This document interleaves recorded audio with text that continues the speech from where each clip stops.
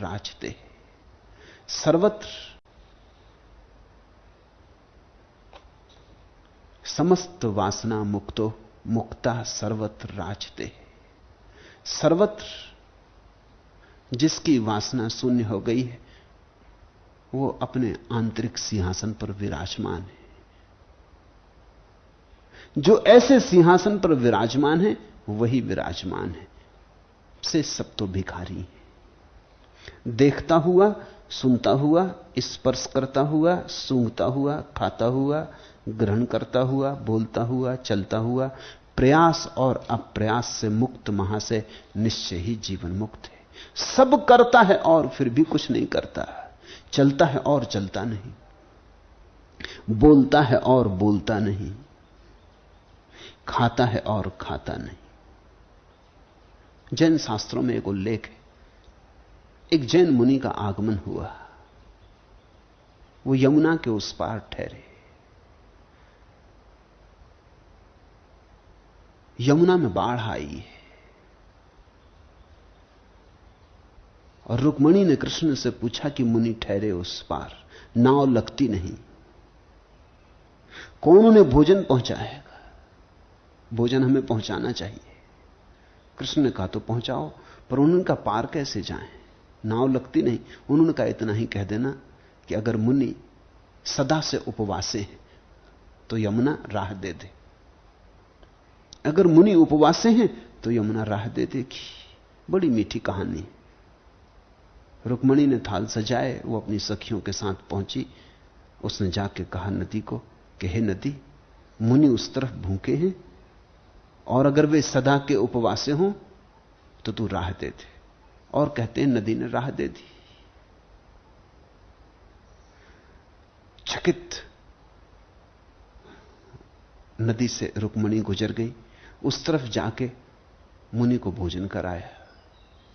तब याद आई कि तो बड़ी मुश्किल हो गई, लौट के नदी से क्या कहेंगे, क्योंकि अब तो मुनि ने भोजन कर लिया, अब तो वो उपवास नहीं। और कृष्ण से हमने पूछा ही नहीं। आने की बात तो पूछ ली थी, जाने की नहीं पूछी।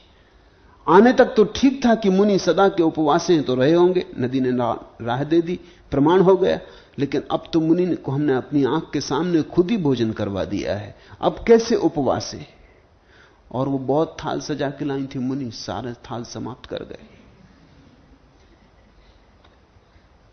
अब वो बड़ी घबराने लगी। उन्हें बेचैन देखकर मुनि ने कहा तुम बड़ी चिंतित मालूम पड़ती, बात क्या है? उन्होंने कहा कि ऐसा ऐसा मामला है। कृष्ण ने कहा था ये सूत्र बोल देना, हमने बोला भी, काम भी पड़ गया, नदी ने राह भी दे दी, अब हम क्या करें? हम लौटने की बात पूछना भूल गए। मुनि ने कहा पागल हुई हो, वही बात फिर कहना नदी से कि मुनि अगर सदा के उपवासे हो तो राह दे दो। अब तो उन्हें भरोसा भी नहीं था इस बात पर, भरोसा होता भी कैसे, लेकिन कोई चारा भी न था। जाके कहा, गैर भरोसे से कहा, लेकिन नदी ने फिर राह दे दी। कृष्ण से आके उन्होंने पूछा कि अब हमारे बिल्कुल सूझबूझ के बाहर बात हो गई। तो कृष्ण ने कहा मुनि सदा ही उपासा है, भोजन करने न करने से कोई संबंध नहीं। उपवास का अर्थ जानती हो? उपवास का अर्थ होता है जो अपने भीतर विराजमान, अपने पास बैठा, उपवास। इसका भोजन लेने देने से संबंध ही नहीं है। भोजन नहीं किया तो अनशन। उपवास का क्या संबंध है? उपवास का अर्थ होता है जो अपने पास है, जो अपने निकटतम बैठा है, जो वहां से हटता नहीं। यह मतलब है उपवास का, जो अपने भीतर विराजमान हो गया है। वो भोजन करते हुए भी भोजन नहीं करता, क्योंकि भोजन तो शरीर में ही जाता, उसमें नहीं जाता। वो साक्षी ही बना रहता। वो चलते हुए चलता नहीं, क्योंकि चलता तो शरीर है। तुम कभी चले हो आज तक? चलोगे कैसे? तुम्हारे कोई हाथ पैर? शरीर चलता है। तुम बोलोगे कैसे? शरीर बोलता है। तुम सोचोगे कैसे? मन सोचता है। तुम इन सब के पार सारी क्रियाओं के पीछे साक्षी रूप हो।